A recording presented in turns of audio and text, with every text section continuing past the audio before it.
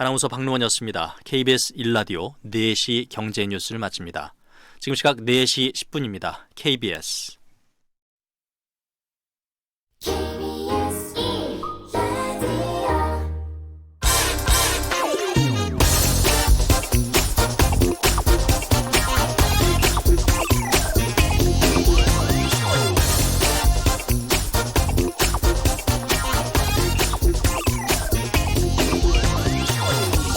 스몰 딜이지만 미중 무역 협상이 한꺼풀 꺾였습니다. 중국은 미국의 농산물을 잔뜩 사주기로 하고 미국은 중국에게 관세를 때리려던 계획을 접었습니다. 둘 다 서로에게 이익이 되는 선택을 했겠지만 일단 미국의 애봉을 피해간 중국의 승리다라는 게 일반적인 평가죠. 돼지고기를 비롯한 농축산물 가격 앙등으로 중국은 어차피 농산물 수입이 많이 필요했으니까요. 미국 농산물을 갑자기 많이 사주는 것 같지만 그게 결국 자국 경제에도 이익이 되는 선택이었습니다.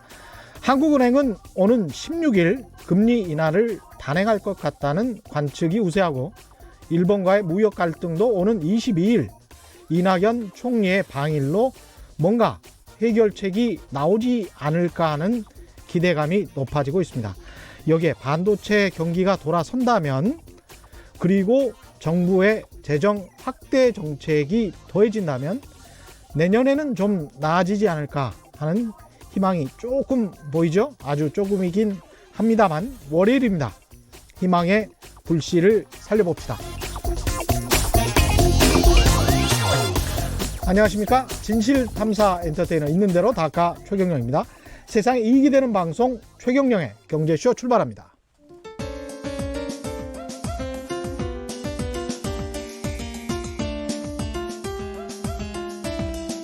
어려운 경제 이슈를 친절하게 풀어드립니다. 돈 되는 경제 정보를 발빠르게 전해드립니다. 예리하면서도 따뜻한 신사 이종우 이코노미스트의 원포인트 경제 레슨.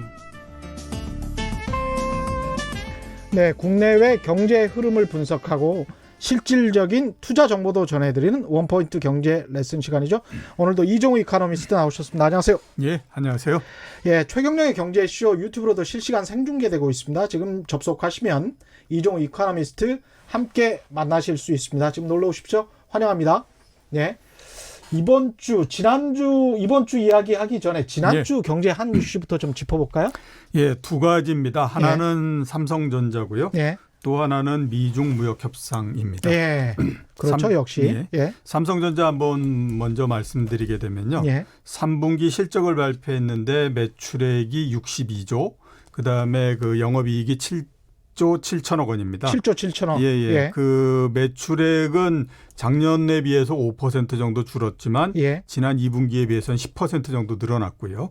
그다음에 영업이익이 작년도 영업이익에 비해서는 56% 줄었지만 역시 마찬가지로 2분기에 비해서는 17% 정도 증가를 했습니다. 좋네요. 예. 이 수치 자체는 시장의 예상치를 훨씬 더 넘어선 겁니다. 그렇죠. 원래 이제 그 한 달 전 정도까지만 하더라도 6조 정도가 카트라인이다라는 얘기를 굉장히 많이 했었거든요. 그랬죠. 근데 그게 예. 이제 점점 올라오기 시작해서 예.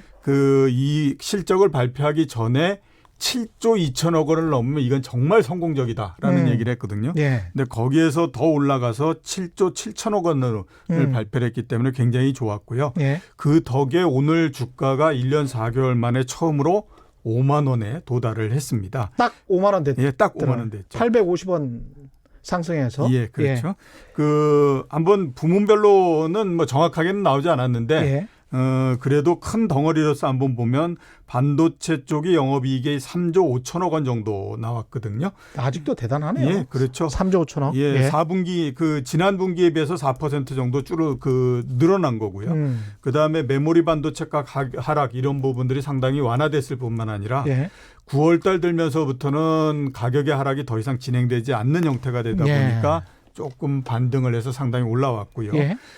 세계에서 여러 그 반도체를 만들고 그러는 회사들이 있는데 역시 이제 삼성전자가 가장 힘이 있는 모양을 보였다. 이렇게 이제 말씀을 드릴 수 있을 것 같습니다. 제가 지난주 오프닝에서도 한번 언급을 했는데요. 마이크론 테크놀로지가 6월, 7월, 8월 예. 3개월 영업이익이 한 8천억 원 정도 되더라고요. 예, 그렇죠. 거의 10배인 거죠. 10배 정도 예. 되는 거죠. 그러니까 엄청난 겁니다, 사실. 엄청난 거고요. 예. 물론 이제 뭐 삼성전자가 다 아시는 것처럼 4개 사업 부분으로서 이루어져 있기 때문에 그렇죠. 반도체가 나빠지게 되면 또 다른 부분이 커버하고 이런 부분들이 있는 거는 사실이지만 예. 그런 것들을 감안한다고 하더라도 상당히 괜찮다. 3조 5천억 원이면 예, 그렇죠. 예.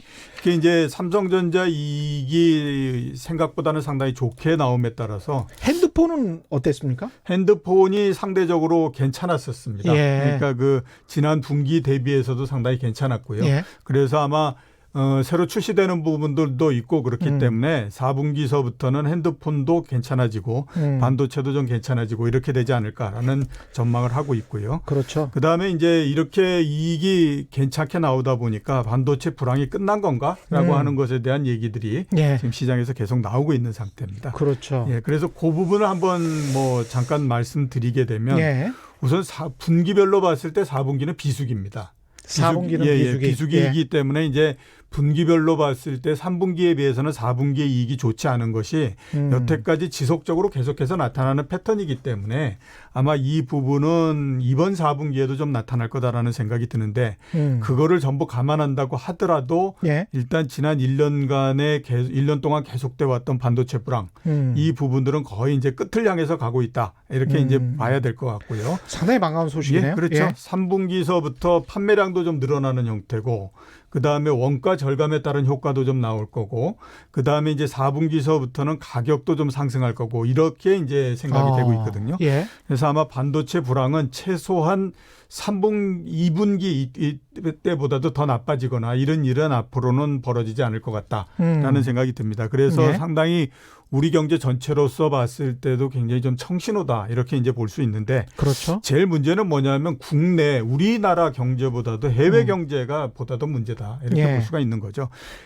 유럽 경제 상당히 안 좋고요. 예. 그다음에 이제 미국 경제가 소비로 상당히 많이 버티고 있는 상태인데 소비가 좀 둔화되게 되면 해외 경제도 안 좋아지기 때문에 만약에 해외 경제가 안 좋아지면 IT 경기가 안 좋아지지 않습니까? 예. 그에 따라서 이제 반도체도 더 나빠지지는 않지만 올라가는 탄력이 굉장히 약해질 가능성이 높기 때문에 예. 그 해외 경제가 어느 정도 좀 뒷받침된다라고 하면 반도체 경기가 크게 좋아지지는 않는다고 하더라도 바닥을 만들고 어느 정도 이제 회복 국면으로서 들어가는 그런 부분들은 나올 거라고 생각되기 때문에 예. 일단 반도체 불황은 2분기를 바닥으로 해서 어느 정도는 지금 마무리되는 국면에 들어가 있다. 이렇게 이제 말씀드릴 수 있을 것 같습니다. 그렇게 되면 다른 예. 부분도 다른 부분이고 협력업체들도 근데 이제 협력업체들이 좀 살아나는 것은 조금 더 시간이 걸려야 되겠죠. 예, 물론 이제 시간이 조금 더 걸리기는 하지만요. 예. 그래도 역시 보면 삼성전자를 비롯한 반도체들이 그 회사들이 좋아지면 예. 협력업체는 시간이 지나면서 곧바로 좋아지는 형태가 되거든요. 물론 그 협력업체라고 하는 것이 반도체 설비를 투자하고 하는 그 데에 들어가는 그런 그 설비를 생산하고 이러는 데는 확실히 늦겠죠. 그렇죠. 그렇지만 소재나 부품을 공급하는 데는 매출이 늘어나면 곧바로 늘어날 수밖에 없기 때문에 그런 면에서 봤을 때는 뭐 시간을 두고 멀지 않은 시간 내에 그런 그 협력업체들도 경기가 좋아질 가능성이 높다 이렇게 볼 수가 있는 거죠. 근데 이제 4개 부분으로 삼성전자가 그 운영이 된다. 예. 수익이 반도체, 핸드폰, 그다음에 디스플레이였습니까? 예, 디스플레이. 그다음에 이제 가전. 예, 그 가전이 좀 더 가전? 낫고요. 디스플레이는 조금 못하고 그랬습니다. 조금 못하고. 예. 근데 이제 디스플레이 쪽에서 LG와 경쟁을 하면서 새롭게 이제 좀 많이 투자를 하겠다. 예, 이게 예. 발표를 또 지난주에 했었잖아요. 예, 그렇죠. 예, 그런 부분에서는 그쪽에 투자를 또 많이 하면 아무래도 그 OLED 기술이라는 것이 LG가 또 선두 주자다. 예. 삼성으로서는 상당히 이제 자존심이 상할 그렇죠. 수밖에 예. 없는 부분인데 예. 업계에서는 가전업계나 이쪽 디스플레이 업계에서는 삼성이 그걸 포기하고 갈 것이다라는 그런 이야기도 있었지 않습니까? 사실 예. LCD나 중국 업체들이 예. 따라오는 것 때문에. 예. 근데 이렇게 과감하게 이제 투자를 하겠다면 그쪽 업체들 쪽, 특히 이제 협력업체들 쪽은 상당히 그래도 좀 성과를 받을 수 있는 거 아닌가 그런 생각도 예, 듭니다. 그렇죠. 그동안에 디스플레이 쪽이 상당히 안 좋았기 때문에 그렇죠. 협력업체들도 굉장히 그 곤란을 많이 겪었었는데요. 예. 그 이번 투자를 통해서 그동안에 이제 디스플레이 쪽에 부진한 부분들을 털뿐만 아니라 앞으로 그 부분들이 계속해서 발전해 나가는 거거든요. 디스플레이 예, 쪽도. 예. 그렇기 때문에 세계의 선두로서 올라서겠다라고 예. 하는 것에 대한 명확한 목표를 정했다라고 볼 수가 있거든요. 그렇죠. 그렇기 때문에 아마 그 힘있게 진행이 될 것 같고요. 예. 그다음에 제일 중요한 부분들은 뭐냐면 그동안에 얼마만큼 돈을 벌어서 쌓아놨느냐라는 예. 부분들에 따라서 투자가 얼마나 힘있게 진행될 수 있느냐 하는 것들이 결정이 되지 않습니까? 예. 삼성전자가 작년 같은 경우는 세계에서 가장 많은 돈을 버는 기업 5개 내에 들어가 있었거든요. 그랬기 때문에 아마 조만간 디스플레이 쪽에서의 투자도 활성화될 걸로 그렇게 판단이 되고 있습니다. 저는 이게 참 그 LG로서는 곤혹스러울 수도 있겠지만 예. 우리나라 전체적으로 보거나 세계 경제 전체적으로 봤을 때 자동차 디스플레이도 굉장히 큰 시장이고 예. 그다음에 건물 외벽 앞으로 이제 광고법이 어떻게 바뀔지는 모르겠지만 예. 5개 광고법이 어떻게 바뀔지는 모르겠지만 건물 외벽에 디스플레이 하는 것도 엄청나게 혁신적으로 바뀔 수가 있거든요. 예, 그렇죠. 예, 예. 하루에 수십만 명이 이동하는 그 건물, 그 주요 건물의 디스플레이를 어떻게 하느냐에 따라서 앞으로의 삶이 크게 바뀔 수도 있다라는 그런 기사들도 많이 예. 본 적이 있는데 그렇기 때문에 예. 그런 변화 자체를 음. 우리나라 기업들 특히 선두 기업들이 놓치지 않겠다라고 하는 의지를 지금 보이고 있는 거죠. 예. 최정윤 님이 질문 주셨고요. 많은 경제 전문가들이 삼성은 장기적으로는 가망 없다고 하면서 제조업으로만 승부 보는 게 한계라고 하던데 이번 좋은 성과가 일시적인죠. 이렇게 작년 같은 경우에 그 정도 이익을 내는 건 일시적이지만요. 예. 지금 올해 특히 3분기에 이익 내고 이러는 부분들은 일시적이다라고 보기보다는 그렇죠. 삼성전자는 이제 굉장히 어려워도 이 정도의 이익 그러니까 분기에 7조 그다음에 연간으로 따졌을 때 25조 넘는 이익 이 부분들은 낼 수 있는 기업이다라고 봐야 되지 예. 이게 일시적이다라고 보기에는 어렵다라고 봐야 되고요. 그다음에 삼성이 장기적으로 가망 없다라고 하는 얘기는 옛날서부터 수도 없이 나왔었거든요. 그 가망 없다라고 예. 얘기하는 것의 가장 큰 이유가 뭐냐면 그 반도체라고 하는 것이 이게 그 변동이 굉장히 심한 심해서. 이 부분이기 때문에 예. 잘못되면 굉장히 빠르게 그 회사가 후퇴한다라고 하는 부분들이죠. 예. 그렇기 때문에 삼성전자가 혹시 삐끗하면 그렇게 되는 거 아니냐라고 하는 얘기들이 이제 굉장히 많았었는데 예. 지금은 플레이어가 많이 줄어들어 버렸기 때문에 그렇습니다. 그렇게 뭐 쉽게 가거나 그러지는 않습니다. 그다음에 이제 삼성전자가 애플 다음으로 IT 업체에서 가장 현금을 많이 보유한 예, 그렇죠. 예. 그런 업체이기 때문에 현금 보유량이 저렇게 100조 가까이 돼버리면 그걸로 할 수 있는 일들이 또 굉장히 많죠. 무궁무진하거든요. 예. 그래서 다른 업체들과의 격차를 굉장히 많이 벌릴 수 있다. 예. 경쟁력이라는 것이 결국은 다른 업체와의 상대적인 경쟁력이기 때문에 그렇죠. 예.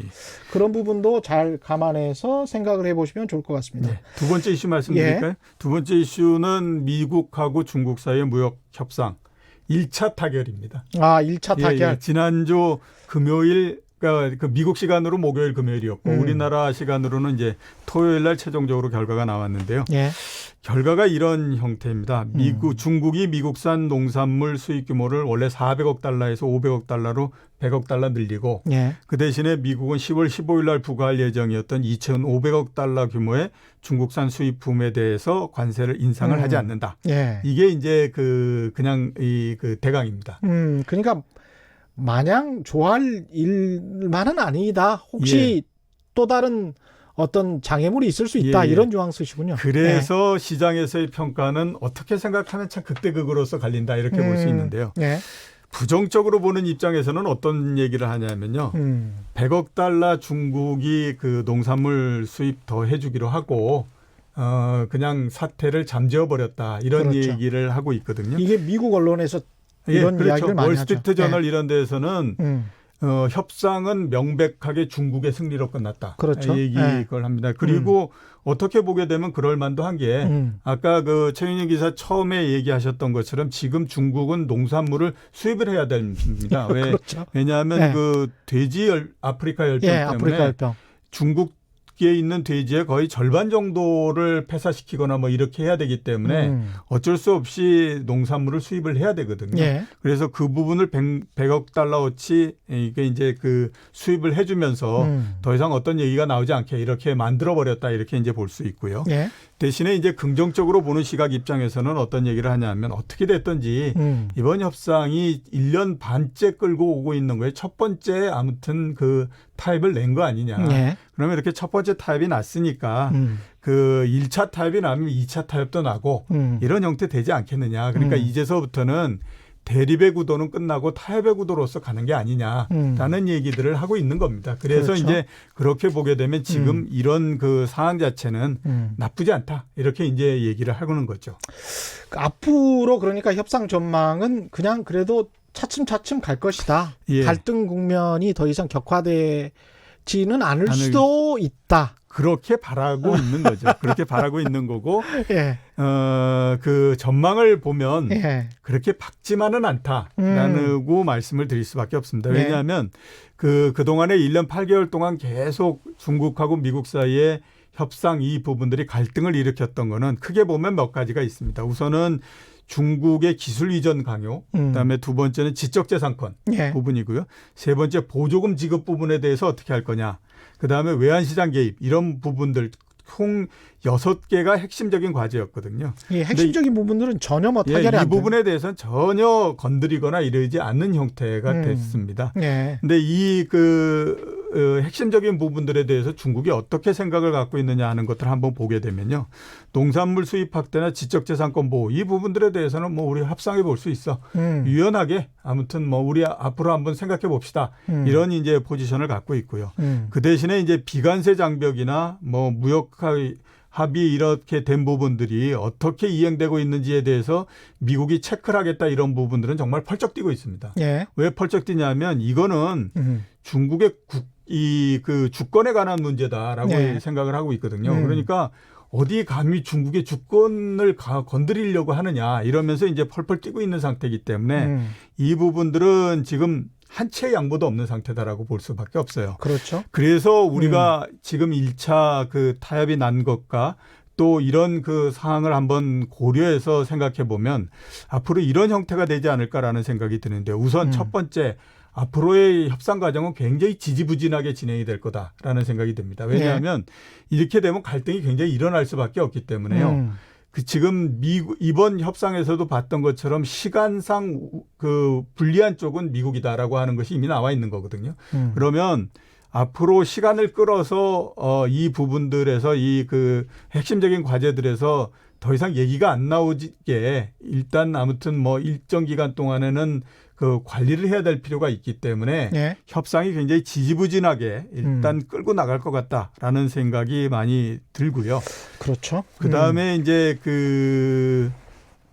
그래도 한반도와 관련해서 긍정적이다라고 볼 수 있는 부분들 하나는 있는데 그렇죠. 예, 예. 북미 그 협상이 굉장히 우리가 생각하는 것보다는 빠른 속도로 그다음에 성공적인 형태로 예. 진행될 가능성이 높지 않느냐라는 생각이 그렇죠. 많이 드는데요. 예. 어떻게 보게 되면 앞에서 말씀드렸던 것처럼 미중 무역 협상은 미국이 굉장히 양보를 굉장히 많이 한 거고요. 예. 그렇게 양보를 한 거는 정치적인 필요가 굉장히 많이 들어갔던 부분들이거든요. 그렇기 때문에 그 중국으로부터 100억 달러의 농산물 수출을 받는 걸로 해서 후퇴를 했다라고 하는 것은 그건 트럼프 대통령을 위해서 짜서 만든 거거든요. 그렇죠. 팜스테이트에서 표를 얻을 수 있게 만들어준 거기 때문에 그렇게 해서 우리가 야, 저 트럼프 대통령이 저렇게도 이렇게 후퇴할 수 있네라고 하는 걸 보여준 거기 때문에 마찬가지로 북미 협상 이 부분들도 빠른 시간 내에 뭔가 거기에서 가시적인 효과를 내겠다라고 하는 쪽으로 갈 가능성이 높다라는 생각이 들거든요. 트럼프의 전략이. 예, 그렇죠. 그렇기 때문에 앞으로 미중 무역 협상 자체는 굉장히 지지부진하게 진행이 되고 대신에 북미 협상은 또 빠른 속도로서 진행이 되고 이럴 가능성이 있지 않느냐라는 생각이 많이 듭니다. 우리에게는 청신호일 것도 같습니다. 예, 그렇죠. 예. 하이든님이 또 말씀하셨는데 미중 무역 분쟁이 만약 이대로 끝나면 금융전쟁까지 번지는 일은 없어지는 건가요? 이런 질문인데요. 예, 얼마 전에 이제 그런 얘기를 많이 했었죠. 금융전쟁으로 간다 이러면서 이제 특히 뭐가 그거에 촉발이 됐었냐면 트럼프 대통령이 지금 미국 시장에 상장이 돼 있는 28개의 중국 기업을 돌려보내겠다라는 예. 얘기를 했기 때문에 그렇거든요. 예. 근데 생각해 보면요, 그거는 그렇게 타당성 있고 현실성 있는 얘기는 아니죠. 왜냐하면 그렇죠. 예. 우리나라에 만약에 중국 기업이 상장이 돼 있는데 그걸 강제로 보내버릴 수는 없잖아요. 그렇게 투자자들도 되면, 있는데. 투자자들도 예. 있고 그러는데 그게 안 되기 예. 때문에 이거는 월가에 있는 부분들도 마찬가지거든요. 그렇기 때문에 금융 전쟁으로서 번진다던가 이럴 가능성은 별로 없죠. 그런데 이제 이렇게 얘기하는 거는 미국이 금융 부분에서 월등한 우위를 가지고 있기 때문에 그렇게 되면 뭐 중국에 산다가 상당히 타격을 주지 않을까라는 생각을 하기 때문에 그런데 아마 거기까지 번지는 일은 없을 거라고 그렇게 생각이 됩니다.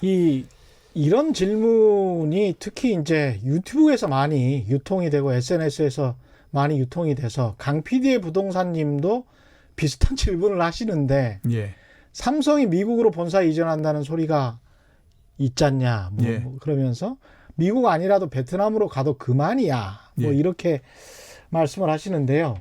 이렇게 믿는 분들도 꽤 있는 것 같더라고요. 어떻게 생각하십니까? 그렇게 믿는 분들도 있고요. 또 옛날에 뭐 주식시장에서도 그 얘기 많이 했습니다. 그러니까 주식시장에서 얘기할 때에 네. 그 얘기는 뭐냐면 삼성전자가 한국에 본사가 있지 않고 예. 미국에 본사가 있으면 지금보다 주가가 엄청나게 올라갔을 거다. 이런 얘기해서 그렇거든요. 예. 근데 뭐 그게 그렇게 쉬운 일은 아니고요. 그다음에 이제 또 그래서 본사를 미국으로 뭐 이런 얘기가 하는 건 또 거기에 이제 뭐 일정 부분 정치적인 그 일들 뭐 이런 그렇죠. 부분들까지 그래서 그러는데 예. 그 삼성전자가 한국에서 시작한 기업이고요. 그다음에 아니 사실은 그리고 IMF 외환위기에 덕을 그렇죠. 봤다고 볼 예, 수가 예, 있죠. LG의 반도체 부분 예. 또 마찬가지인 예. 것이고 그러니까 국가에서 사실은 정리를 좀 해준 거잖아요. 네. 예. 그거를 똑같이 지금으로서 한번 치안해서 보게 되면요.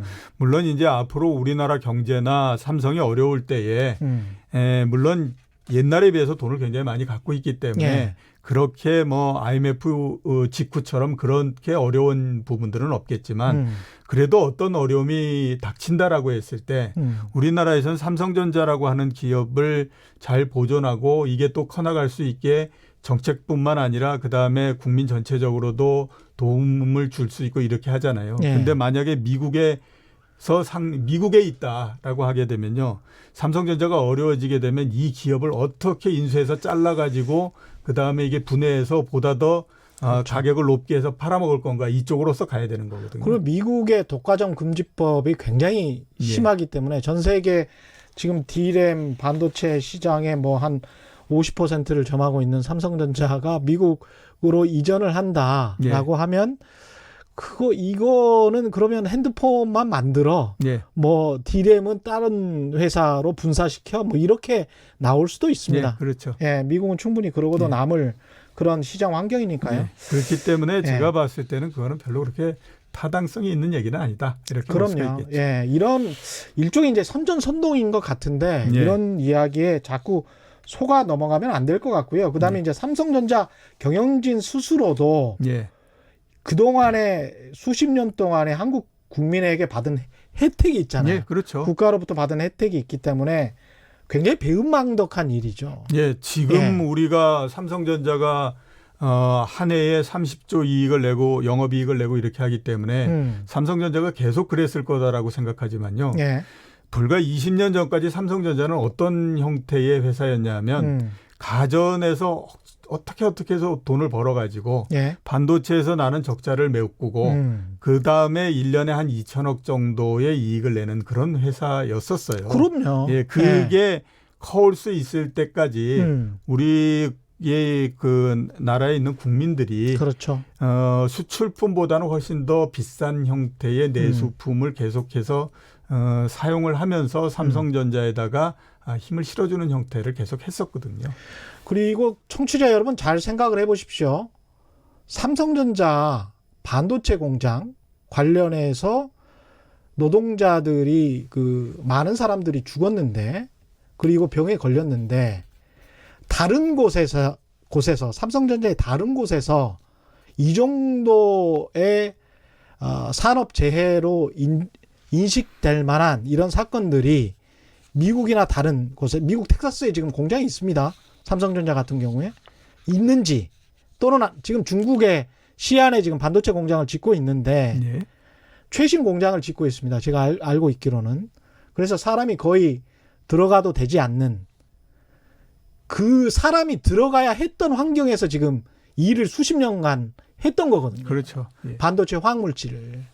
그런데 그 노동자들의 수백 명의 생명이나 안전과 관련돼서 직결됐던 사람들이 있는데 그걸 다 수십 년 동안 이 땅에서 하고 옮긴다라고 위협을 한다거나 그걸 그렇게 강조를 한다는 것은 국민들에 대한 정말 다시 말씀드리지만 배반입니다. 배반. 예. 그건 있을 수가 없는 일이에요. 그리고 미국 텍사스 공장에서 왜 사고가 안 나고 앞으로 중국의 시안 공장에서 아마 사고가 안 날 겁니다. 관련해서 굉장히 철저하게 지금 그 공정을 진행하고 있기 때문에 공장을 최신식으로 만들고 있기 때문에 그걸 한국에서 20년 동안 했어요. 삼성전자가. 그런 측면에서 접근해봐도 될 것 같습니다. 0961님. 제조 쪽이 일이 없어 아우성인데 미중 갈등으로 그렇다는데 맞나요? 저희도 중국 수출도 좀 하는데 일이 정말 없어요. 라고 말씀하셨습니다. 그 영향을 받은 거는 사실이고요. 대신에 전적으로 모든 것들이 미중 갈등 때문에 그렇다라고 말씀드릴 수는 없는 거죠. 예. 미중 갈등이 어느 정도 좀 끌어내린 역할을 했다 이렇게 볼 수는 있는데요. 그 중국의 통계를 잘 못 믿다가 보니까 여러 가지 얘기들이 굉장히 많이 나오고 있습니다. 예. 국가에서 공식적으로 발표하는 그 성장률은 6%대 초중반 정도를 하고 있는데 그 미국에서 뭐 이런저런 형태로 해서 산정을 하고 그러는 그 성장률은 1.5%다 이런 얘기까지 가고 있거든요. 예. 1.5%면 우리나라보다도 더 낮은 형태인 겁니다. 그만큼 지금 보면 미국 경제 자체, 그 중국 경제 자체가 지금 그렇게 좋지 않은 상태이기 때문에 거기에서 오는 영향이 훨씬 더 크다. 이렇게 이제 볼 수가 있는데요. 예. 글쎄 뭐 당분간 중국 경제가 그렇게 굉장히 좋거나 그러지는 않을 거라고 보입니다. 중국 그렇죠. 경제 지금 그동안 고도 성장은 일단 끝났고요. 고도 성장에서 오는 고도 성장 끝났다. 예, 그렇죠. 고도 성장에서 만들어졌던 후유증 이 부분들을 지금 치유해가고 있는 상태이기 때문에 예. 당연히 당분간은 일정 부분 경기가 안 좋은 형태가 될 가능성이 높다. 이렇게 보셔야 되는 거죠. 예. 이 지금 무역 협상에 대해서 미중 무역 협상에 대해서 시장은 일단 좋아하고 있는 거죠. 예. 예. 오늘 주가 보더라도 뭐 올라갔고요. 그렇죠. 그다음에 예. 또 지난주 후반서부터 올라갔고 이랬기 때문에 그 시장에서는 뭐 긍정적으로 일단 보고는 있는데 앞으로 그러면 이 부분들이 계속해서 역할할 거냐 거기에 대해서는 뭐 그렇게 확신을 못하는 상태입니다. 왜냐하면 아까 말씀드렸던 것처럼 합의 내용을 보면 상당히 좀 빈약하잖아요. 예. 100억 달러 더 사주기로 하고 일단 여기에서 휴전하자 이렇게 된 거니까 그 내용 자체가 좀 빈약한 부분들도 있고 그다음에 경기가 그렇게 좋지 않은 부분들도 있고 선진국 경기를 비롯해서 예. 이런 부분들이 있기 때문에 그 시장의 반응이 단기적으로는 좋고 시간이 지나면서 부분들에 대해서는 이제 확신을 못하는 형태 이렇게 이제 볼 수 있고요. 원달러 환율 1,180원 정도까지 내려갔습니다. 예. 그러니까 이제 환율 쪽에서는 오히려 어떻게 생각하면 주식 시장보다도 환 쪽에서 더 그동안 시달렸었거든요. 예. 예. 미중 무역 분쟁 때문에. 그래서 아마 그 영향, 효과가 보다도 한쪽에서 좀 더 세게 나타났다. 이렇게 이제 볼 수 있다라고 예. 봐야 되죠. 한 20분이 조금 덜 남았는데요. 예. 오늘 또 다른 주제로 한번 예. 가볼까요? 오늘 주제는 배당입니다. 배당 투자. 배당 예, 투자. 예. 찬바람이 불기 시작하니까. 예, 그렇죠. 예. 지금이 아시는 것처럼 10월 중순이지 않습니까? 예. 그러면 올해 주식 시장이 끝날 때까지 한 2달 정도 남은 거거든요. 그렇죠. 그러니까 지금서부터 연말에 배당을 받으려고 하면 예. 지금서부터 배당 투자를 해야 되기 때문에 오늘 이걸로 선정을 했는데요. 예.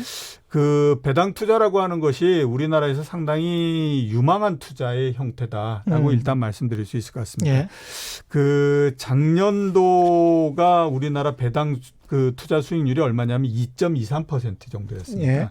지금 증권회사들이 산정하기에 올해는 2.67% 정도 될 거다라고 그 예상을 하고 있거든요. 평균이요? 예, 평균이요. 상장회사 평균이? 예, 그렇죠. 많이 주네. 금리가 지금 1%대 중반이지 않습니까? 그렇죠. 예금. 10년짜리도 1%대 중반이고요. 예금 역시 1%대 중반 정도거든요. 그거에 비해서 보면 현금 배당률이 대충 2.7% 이렇게 된다라고 하는 거는 굉장히 높은 수준일 수밖에 없기 때문에 일단 아무튼 배당에 대해서 좀 관심을 가지셔야 된다라는 생각이 들고요. 그다음에 전체 배당액을 한번 보면 그 작년도가 32조 정도였어요. 재작년이 얼마였냐면 28조 정도였거든요. 그러니까 지금 전체 배당하는 액수가 꾸준히 계속해서 늘어오고 있습니다. 매년마다 15% 정도씩 늘어나고 있거든요. 배당의 전체 규모가. 그런 면에서 봤을 때 이제 우리나라 기업들도 배당이라고 하는 것이 얼마나 중요한 부분인가라고 하는 것들을 인정하기 시작했고 그에 따라서 배당을 계속해서 늘리기 때문에 전체적인 배당의 수익률 이 부분들이 금리보다도 상당히 높아졌다라고 하는 것들을 감안하게 되면 이제 올해 연말에 배당 받는 거 감안할 때에 2달 정도 남은 지금 시점에서는 배당에 대한 투자 이 부분들을 좀 적극적으로 생각해 봐야 될 필요가 있지 않냐라는 생각이 많이 듭니다. 근데 이제 배당을 받고 나서 내년에 또 그 여름이나 봄에 이미 주가가 떨어지면 내가 배당 받은 거 뭐 몇백만 원에서 몇십만 원 이거 뭐 별 소용도 없는 거 아니야. 보통 이렇게 많이 생각을 하시잖아요. 그렇죠. 이 부분에 관해서는 어떻게 생각하십니까? 주가가 좋을 때는 배당 투자를 할 필요는 없고요. 그다음에 주가가 낮을 때 안 좋을 때는 배당이 최고의 그 투자의 수단이 되기 때문에 시장이 안 좋을 때. 그렇죠. 시장이 안 좋을 때 오히려 배당을 해야 될 필요가 있다라는 생각이 드는데 배당을 많이 하는 기업이라고 하는 거는 그만큼 기업의 내용이 괜찮기 때문에 이 주가가 빠른 속도로서 회복된다 이렇게 이제 봐야 되는 거거든요. 그렇죠. 그 부분들이 있고 그다음에 박진수님도 비슷한 말씀. 배당 수익보다 주가 떨어져서 손해 보는 금액이 훨씬 더 큽니다. 어떻게 되느냐 뭐 이렇게 이제 하는 거죠. 이런 말씀이시네요. 역사적으로 봤을 때도 그런 것들이 증명이 됩니다. 미국의 가장 안 좋은 때는 뭐 이렇게 100몇십 년 동안에 봤을 때 이제 1930년 대공황 때가 굉장히 어려웠지 않습니까? 그렇죠. 그리고 이제 40년 정도가 되면 그 공황에서 빠져나오는 형태가 되는데 그 이후에 주식시장이 굉장히 안 좋았습니다. 한 20년 넘게 굉장히 안 좋았거든요. 왜냐하면 대공황에 따른 이 타격을 워낙 받다 보니까 후유증이 굉장히 남는 상태잖아요.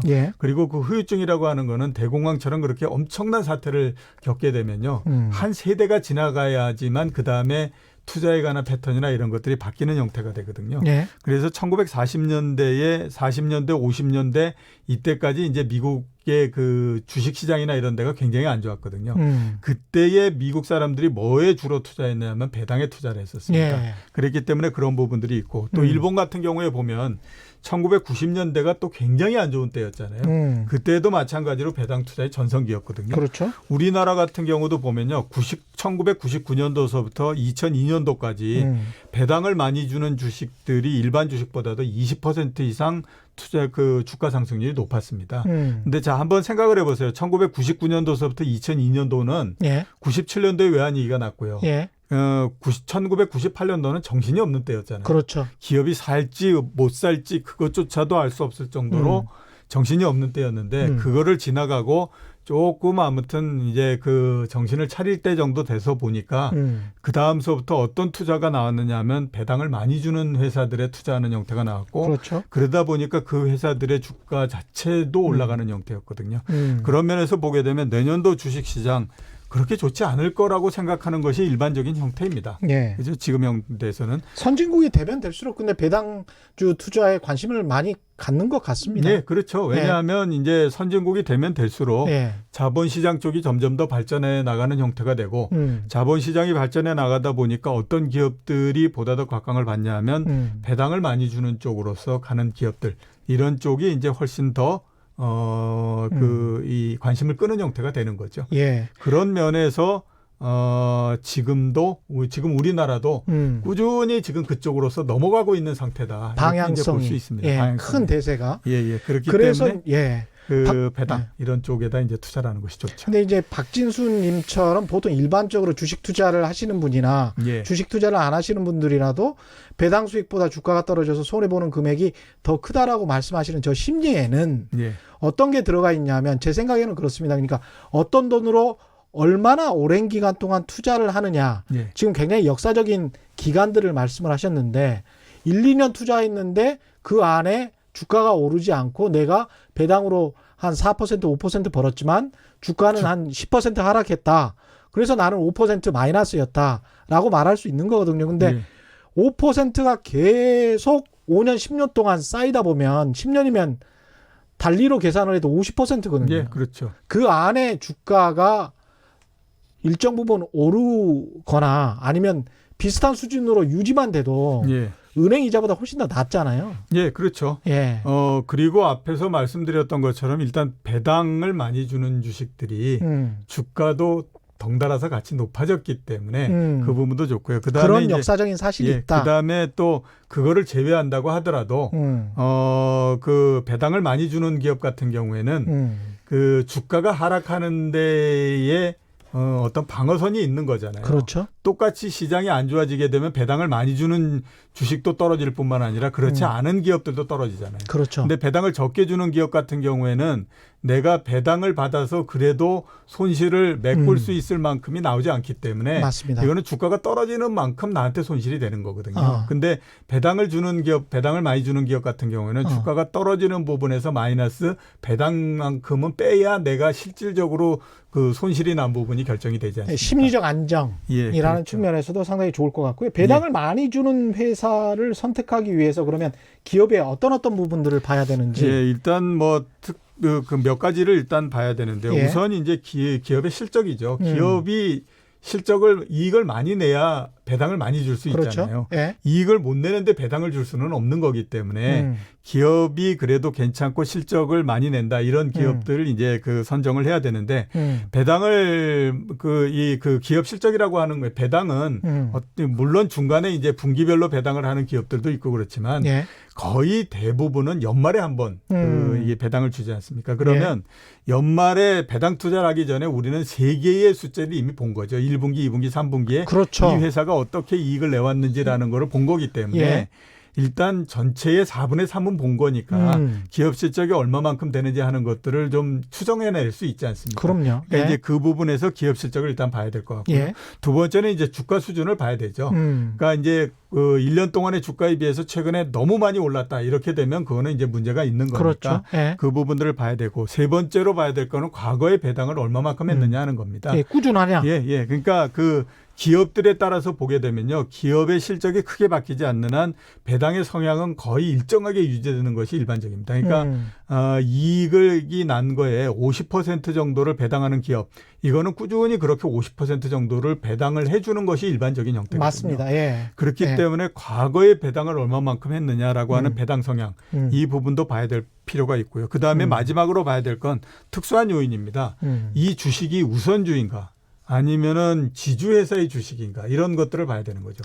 우선주는 그 제도적으로 그렇죠. 보통주보다는 그 배당률을 배당을. 높여야 했잖아요. 예. 그 부분들이 있고 그다음에 지주회사 특히 금융지주회사 이런 경우에는 지주회사에서 나오는 그 이익은 그 밑에 있는 기업들 그러니까 만약에 뭐 KB금융지주다라고 하게 되면 KB은행이 만들어내는 이익에서 그 부분에 일정하게 어느 정도 배당을 주게 되면 그 부분만큼의 이익이 그 금융지주회사의 이익이 되는 거거든요. 그렇죠. 그렇기 때문에 예. 보통의 경우보다는 지주회사들이 가지고 있는 그런 이 기업들이 배당을 많이 줄 가능성이 높죠. 그렇죠. 네, 그렇기 때문에 예. 기업 실적, 주가 수준, 그 다음에 과거 배당이 어땠느니, 그 다음에 이제 특수한 요인이 있는지 없는지 이 부분들을 같이 감안하는 것이 가장 근데 좋죠. 지주회사 같은 경우에 그 상장된 회사가 가령 무슨 SK와 관련돼서 SK의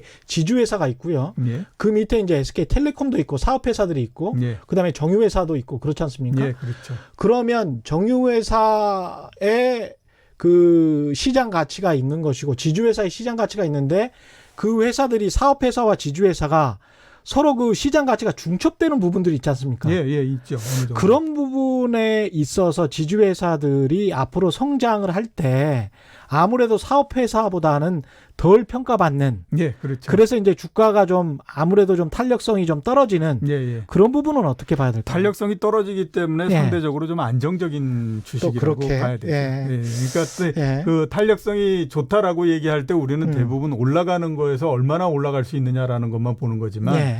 그 탄력성이 좋다라는 것은 떨어질 때도 많이 떨어지기 때문에 어떻게 생각하면 배당주에 딱 맞다라고 볼 수 있는 거는 주가가 안정적이면서 높은 배당을 주면 그게 가장 제일 좋은 그 형태지 않습니까? 그렇죠. 지주회사는 높은 배당을 줄 수밖에 없죠. 예, 그렇죠. 사업회사들한테 돈을 받아서 이제 예. 배당을 하는 시기니까. 예. 에로님, ER5님. 기업의 소득을 시장에 돌도록 하고 소득 주도 성장을 위해 기업 소득의 일정률을 배당 의무화하도록 해야 한다라고 주장을 하셨는데 예. 이 정도까지 할 수 있을까요? 그 유도는 할 수 있겠지만 유도는 할 수 있지만 그거를 정하거나 법제화한다라는 건 굉장히 어렵다라고 봐야 되죠. 그렇죠. 예, 예. 예, 자본주의 사회에서 자본주의의 그 기본 원칙하고 조금 안 맞을 수 있기 때문에 의무화까지는 무리일 것 같습니다. 예. 3717님 배당만 믿고 주식을 샀다가 권리락 된 후에 주가가 빠져서 큰 손해를 봤습니다. 너무 배당을 권유 마시기 바랍니다. 그래서 아까 제가 말씀드렸던 게 예. 기업 실적 봐야 되고 그렇죠. 그다음에 주가 수준 봐야 되고 이렇게 된다라고 오랫동안 자주한 투자 자금은 오랫동안 투자할 돈으로 이게 오랫동안이라는 게 최소한 5년 이상 예. 이렇게 생각을 하셔야 될 것 같아요. 예, 그렇죠. 당장 뭐 전세금 빼서 투자하시면 절대 안 됩니다. 예. 예. 미인 피부님 주식 어려워요. 원금 까먹으면 무슨 소용. 비슷한 말씀이신 것 같습니다. 예. 사랑이님은 배당주 외에 추천해 주실 다른 안전자산 뭐 없나요? 뭐 이런 말씀하셨고요. 제가 그에서 몇 번 이야기하셨죠. 채권도. 채권이 괜찮다. 특히 이제 뭐 싱글 A 뭐 이런 정도의 그 신용 등급을 갖고 있는 회사채 같은 경우에는 3% 이상의 저 이자 수익이 나기 때문에 괜찮다라고 말씀을 드렸는데요. 똑같은 개념에서 생각해 보시면 제 생각으로는 나쁘지 않다라고 생각이 듭니다. 백승문님도 앞으로 지금 이야기할 그 이야기인데요. 질문이 어떤 상장지수 펀드 ETF에 편입된 회사가 배당을 하였을 때 배당금이 어떻게 ETF 소유주에게 전달이 되는 건가요? 이건 약간 좀 기술적인 내용을 물어보셨습니다. 예. 그 계좌 내로 들어오게 됩니다. 그렇죠. 예. 예. 그래서 이제 일반인들이 배당을 많이 주는 회사를 고르는 게 현실적으로 쉽지 않다면 간접적으로 어떻게 할 수 있는 방법은 없나요? 역시 이제 간접적으로서 제일 좋은 방법은 펀드에 투자하는 것이 가장 좋죠. 사모펀드가 아니라 이제 공모펀드. 배당주 펀드. 배당주 펀드. 지금 270개 정도 있습니다. 우리나라에. 근데 연초 이후에 평균적으로 수익률을 보면 270개 정도의 배당주 펀드의 수익률이 3.35% 정도 됩니다. 국내 주식형 펀드 올해 현재까지 평균적인 수익률이 얼마냐면 1.1%거든요. 그러니까 3배 정도 더 난 거죠. 앞에서 제가 말씀드렸던 것처럼 배당을 많이 주는 회사가 주가도 안정적이다라고 말씀드렸잖아요. 그러니까 이런 형태거든요. 그렇기 때문에 개인들이 투자하거나 이러는 건 쉽지 않기 때문에 일단 배당주 펀드 여기 들어가시는 게 좋고요. 그다음에 하나 말씀드리면 업종별로 봤을 때 은행주의 배당률이 4.1%로 가장 높습니다. 업종 전체로 봤을 때. 그러니까 그런 부분들도 한번 감안해 보실 필요 있고 그다음에 이제 뭐 석유 이런 회사나 아니면 유틸리티 회사, 통신 회사 이런 데가 한 3.5% 정도 이렇게 되거든요. 그렇죠. 그러니까 그런 것까지 정유주. 감안해서 업종별로 한번 접근해 보시는 방법도 있고요. 두 가지 중에 하나 생각하시면 좋지 않나라는 생각이 듭니다. 5949님 지주회사는 어떻게 할 수 있나요? KB 금융지주 뭐 이렇게 신한금융지주 이렇게 붙어 있습니다.